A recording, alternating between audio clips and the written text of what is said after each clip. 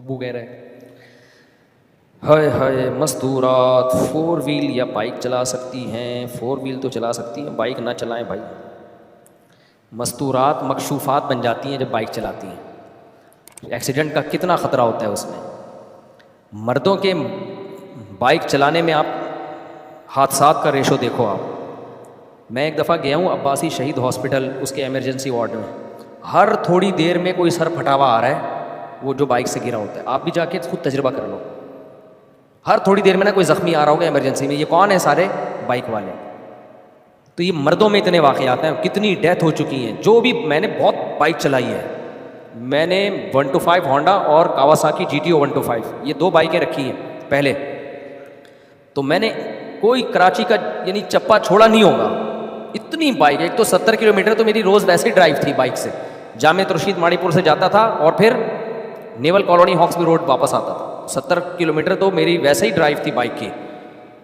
تو ہم نے سن رکھا تھا جو بھی بائک چلاتا ہے واقعات ہوتے ہیں اس کے ساتھ. خود میرے ساتھ کئی واقعات ہوئے ہیں جو اللہ نے بچا لیا پھر بھی. کیونکہ میں بہت زیادہ بائک مجھے ایکسپرٹ ہو چکا تھا. میں جب اتنی چلائی ہوگی تو کتنا کانفیڈنس ہوگا نا انسان کو.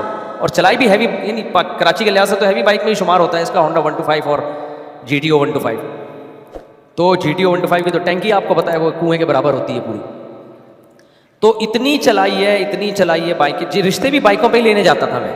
تو سوچو کتنی چلائی ہوگی. یہ تو میں نے 2013 یا 12 میں آ کے بائک کو بیچ کے پھر پہلے وہ کار خریدی تھی، وہ FX وغیرہ خریدی، پھر ترقی کرتے کرتے وغیرہ وغیرہ. خیر اس کو بیچا، تھوڑا سا اس میں کام کرا کے مہنگے داموں بیچ کے پھر شیراٹ لے لی، پھر اس کو کام کرا کے مہنگا داموں بیچ کے تھوڑا ہوتے بڑی لمبی تاریخ ہے میری. تو اتنی میں نے بائک چلائی ہے کہ آپ کی سوچ ہوگی. میں بائک میں بہت ایکسپرٹ تھا، کیا ہوں بھی بہت ایکسپرٹ. اس کے بعد بھی میرے ساتھ بہت سارے واقعات بائک کے ہوئے ہیں. تو میں تو کبھی بھی ریکمینڈ نہیں کرتا. یہ اللہ نے بچایا ہوا ہے تو میں موجود ہوں.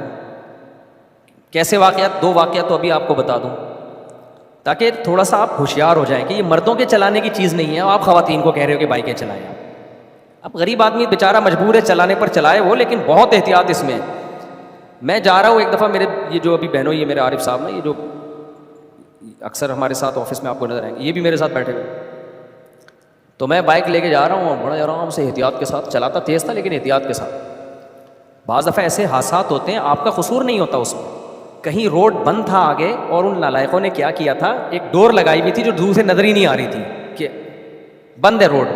پاکستان میں پوچھنے والا کوئی نہیں ہے. ہم جا رہے ہیں یوں بھگا کے 125 میں، آگے وہ رسی آ گئی. اب آپ بتاؤ بندے کا حشر کیا ہوگا اس میں. وہ تو گیا کام سے. میں نے ایک دم بریک لگائی ہے اور پھسلتے پہ ہم رسی کے نیچے سے گئے دونوں. اور رگڑ سے جو ہے نا مر جاتا ہے آدمی ایسے موقع پہ. 125 پہ ہو، اسپیڈ میں ہو، لیکن اللہ نے بچانا تھا. اتنی سخت رگڑ آئی ہے یہاں پہ، گھٹنے چھل گئے ہم دونوں کے. اس کے بعد پھر گھر میں پڑے رہے، علاج ہوتا رہا، مدرسے کی چھٹی. پھر جس دن ٹھیک ہوا ہوں نا، اس دن بائک لے کر گیا ہوں تو روڈ زیر تعمیر تھا، گول گول پتھر اس میں ڈالے ہوئے تھے. جا رہے ہیں ابھی اسی پہ پھسل گئے دوبارہ وہی جہاں سے، اور ہنس بھی رہے ہیں. نیچے پڑے ہوئے ہم لوگ ہنس رہے ہیں. وہ میرے دوست ہیں نا بچپن کے عارف صاحب، ہم دونوں ہنس رہے ہیں. ہنس رونا آ رہا ہے لیکن ہنس اس لیے رہے کہ ابھی تو ٹھیک ہوئے تھے، پلس پٹی اتری تھی، ایک دن بھی مہلت نہیں ملی، دوبارہ لیٹے ہوئے.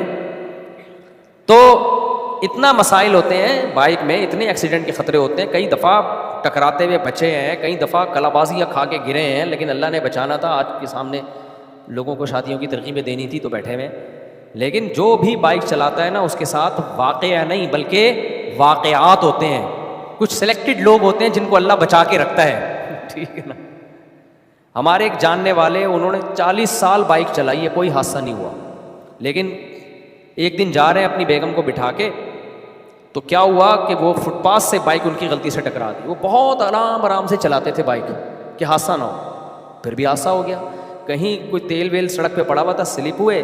سلپ ہوتے ہی ان کا سر لگا ہے فٹ پاتھ کی نوک پہ، آن دا اسپاٹ ان کی ڈیتھ ہو گئی. سمجھ رہے ہو؟ 30-40 سال چلائی ہوگی انہوں نے بائک. تو اس لیے ہم تو مردوں کے بائک چلانے کے لیے قائل. دنیا میں ایسے بائکیں کوئی نہیں چلا رہا ہوتا جیسے ہمارے یہاں چل رہی ہوتی ہیں. دنیا میں اگر چلتی بھی ہے، سعودی عرب میں اور باقی ملکوں میں ہیوی بائکیں ہوتی ہیں، ان کے مخصوص لائسنس ہوتے ہیں، بہت پاورفل قسم کے ہیلمٹ. ہمارے یہاں ہیلمٹ جو مل رہے ہیں نا، اس سے بہتر ہے ناریل الٹا کر کے پہن لیا کرو، وہ زیادہ مضبوط ہے. یہ ہیلمٹ اتنے تھکے ہوئے ہیں، یہی سر میں گھستے ہیں جا کے. کسی کام کے ہیلمٹ نہیں ہے یہ تو بیکار. اور ہیلمٹ پہنتے کہاں ہیں؟ اور کمال کی بات ہے پہنتا صرف ڈرائیور ہے جو بائک چلا رہا ہے, جو پیچھے بندہ ہے اس کا سر اس کی کوئی قیمت ہی نہیں ہے.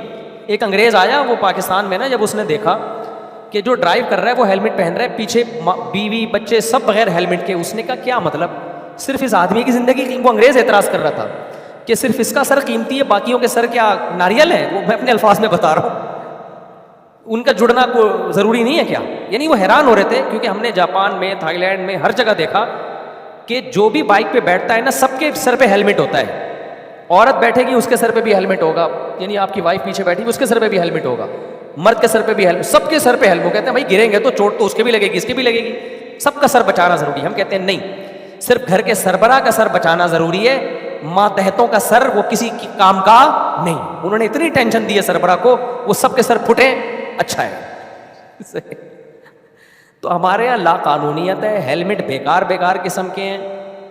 ہیلمٹ سے زیادہ مضبوط تو آپ کا اپنا سر ہوتا ہے, اور کچھ لوگوں کا اسٹینڈ کرا کے سر ہی ہیلمٹ لگ رہا ہوتا ہے ان کو تو میں کہتا ہوں آپ کو تو ہیلمٹ پہننے کی ضرورت ہی نہیں ہے. ایسے اللہ نے ان کو ڈیزائن, اچھا کسی کا مذاق نہیں بنانا چاہیے بھائی. اچھا خیر, تو خواتین کو آپ بائکیں چلانے کا مشورے دے رہے ہو اور ان کو وہ کہہ رہے ہو کہ بھائی وہ تو, اور پھر بائک میں کانفیڈینس کا بڑا دخل ہوتا ہے. جن لوگوں میں کانفیڈینس نہیں ہوتا وہ تو مرتے ہی مرتے ہیں بائک پہ.